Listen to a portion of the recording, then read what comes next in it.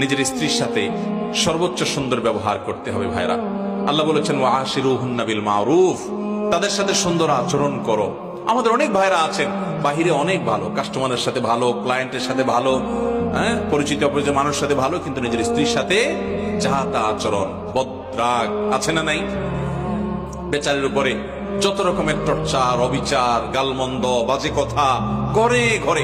অনেক লোক আছে বাহিরে অনেক সভ্য ভদ্র, ওনাকে মানুষ অনেক ভালো জানে, কিন্তু ওনার বউ জানে ওনার চরিত্রের হাল কি, ঠিক না? এই জন্য নবী করিম সাল্লাল্লাহু আলাইহি ওয়াসাল্লাম বলেছেন যে খায়রুকুম খায়রুকুম লিআহলি ওয়া আনা খায়রুকুম লিআহলি। তিনি বলেছেন তোমাদের মধ্যে সবচেয়ে ভালো মানুষ কে? এই মাহফিলের মধ্যে সবচেয়ে ভালো মানুষ কে? যে তার পরিবারের কাছে, কোন কোন হাদিস তিনি স্ত্রীকে নির্দিষ্ট করে বলে দিয়েছেন যে তার স্ত্রীর কাছে ভালো। অর্থাৎ স্ত্রী যদি বলে দিল থেকে যে আমার সাহেব, আমার স্বামী ওনার মতো মানুষ হয় না, উনি আসলে একজন অমায়িক ভালো মানুষ, এই সার্টিফিকেট যদি বউয়ের কাছ থেকে নিতে পারেন তো আল্লাহর কাছেও আপনি ভালো নিতে পারবেন। সবাই যায় বাসায় বউকে জিজ্ঞাসা করবেন যে হাদিসের ভাষ্য মতে তোমার সার্টিফিকেট ছাড়া আমি ভালো হওয়ার সুযোগ নাই, আসলে আমি মানুষটা কেমন বলো। যদি বউ হেসে দেয় পিক করে, তাহলে বুঝবেন যে কাহিনী ভিন্ন।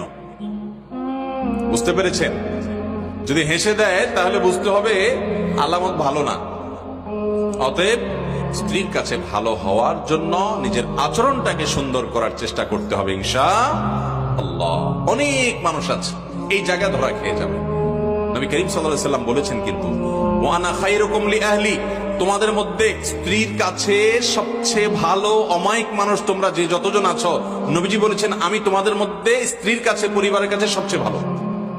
অতএব এই গুণটা অর্জন করার চেষ্টা করবেন তো ইনশাআল্লাহ। আজ থেকে বউয়ের সাথে কোনো খারাপ আচরণ করা যাবে, রাগারাগি করে বাজে কথা বলা যাবে ভাইরা আমার। এই জিনিসটা আমরা অনেকে আমাদের অধিকার মনে করি যে আমার বিবাহিত স্ত্রী, অতএব তার সাথে রাগ না করলে আর কার সাথে করবো। দুনিয়ার সবচেয়ে বেশি দুরাচরণ তার সাথে করা হয়, অথচ বেশি আচরণ মা বাবার পর সবচেয়ে ভালো আচরণ পাওয়ার হকদার হলো আপনার স্ত্রী, ঠিক না ঠিক?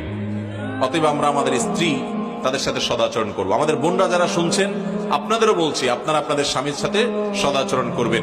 এই হাদিস শুনে শুধুমাত্র পুরুষদেরকে ধরবেন না যে হুজুর বলছে আমার সাথে সদাচরণ করতে, আর আপনি নিজে উল্টাপাল্টা করবেন, তা হবে না।